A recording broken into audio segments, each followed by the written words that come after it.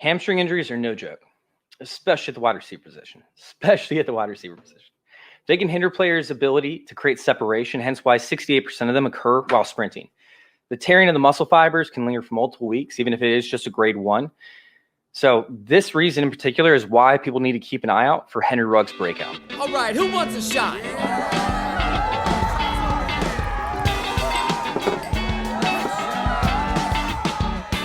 Quick shots. 2020 wasn't promising. Outside of the injury, Henry Ruggs struggled to see targets and get on the field. Waller was a primary option, and Nelson Agholor had somewhat of a breakout campaign. After Ruggs went down, missing weeks 3 and 4, Agholor took over.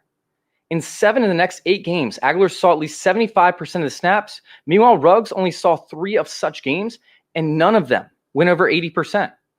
While this isn't always an indictment, as you could see with the Chase Claypool quick shot I did recently, go check it out, youtube.com/fantasyintervention.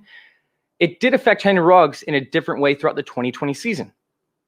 By Agholor being able to get on the field, he developed a chemistry with Derek Carr and a trust with the coaching staff.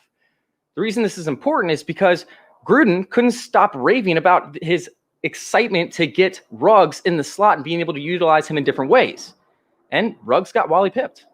As Agholor took the slot role over, Ruggs went from 51.7% slot rate down to 36.6% slot rate post-injury. Why is this important? Well, in weeks 1 and 2, he saw a total of 8 targets. There was only one other 2-game stretch where he saw 8 or more targets, and that was weeks 12 and 13. He was facing the Falcons and the Jets, where he led the team in snaps at wide receiver both weeks.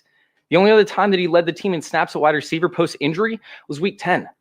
So, sitting there and looking at Nelson Agholor and his potential free agency is going to be crucial to Ruggs' development, potentially.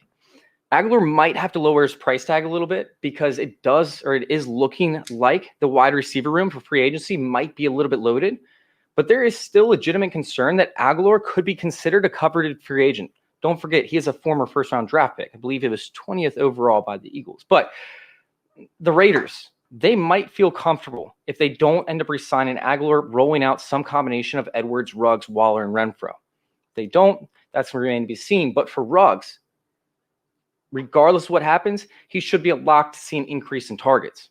His ability to get open is unreal.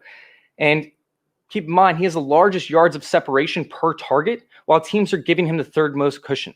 If he's able to get back into the slot, it's going to be a nightmare for slot corners and safeties that play that spot as well. These slot wide receivers who are able to get in the flat and get these short yardage situations, absolutely nightmares. But then when you can also beat them deep, it's a whole different animal. Because now you could sit there and you could look at one-on-one coverage with their 3rd string wide receiver in most cases, or their safeties. You're talking about wheels up for Henry Ruggs. Now, I know that this is what they were looking at prior to, but throughout the season, not all of his injuries were listed, and he was dealing with nagging injuries time and time again. Hopefully he learns from that. He has a full offseason to get ramped up because a lot of these soft tissue issues do deal with being able to condition your muscles for it. Hopefully he has the time to do that. So I'm sitting there and I'm looking at Henry Ruggs as a lottery ticket that I'm going to try and cash in on. Recently, according to Dynasty Trade Calculator, we saw multiple different trades where he was going for a 2nd-round pick. So, hey, when the hype of the draft season starts up, go out there and get yourself a Henry Ruggs. Go and grab him. You can return and cash in on your draft equity.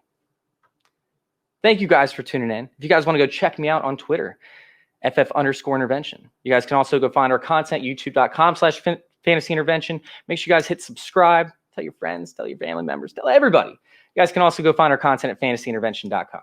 Appreciate you guys for tuning in. Thank you guys for listening, and thank you all for letting us intervene with your fantasy football life. We're out.